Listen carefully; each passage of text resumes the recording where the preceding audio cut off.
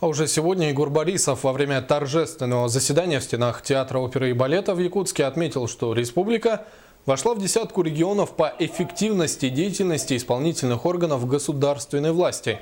Несмотря на сложную обстановку в стране, Якутия, согласно рейтингу федерального издания «Профиль», возглавила список регионов, лучше всего переживающих нынешний кризис.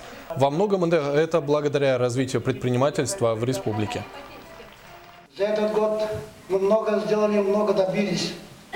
Сформирована необходимая инфраструктура, поддержка малого бизнеса, в котором на сегодняшний день занято уже треть экономически занятого населения республики. Доход в консолидированный бюджет республики от субъектов малого и среднего предпринимательства по специальным налоговым режимам составил уже около 3 миллиардов рублей.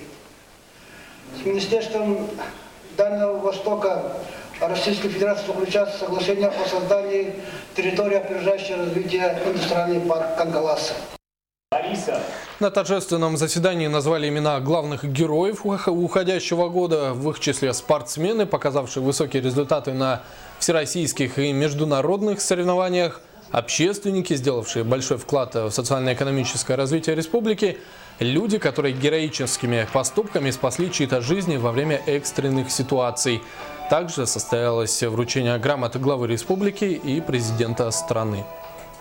Думаю, что этой наградой отметили работу как раз всего коллектива нашего. На сегодняшний день мы заканчиваем подстанцию 220 киловольт в городе Липецке. В Усьмайском районе мы заканчиваем строительство линии освещения. И продолжаем заниматься транспортировкой электроэнергии по Усьмайскому улусу. Имея подстанцию 110 на 6 киловольт, мы занимаемся передачей электрической энергии. Планируем получить строительные подряды и также работать на благо республики и нашей России в целом.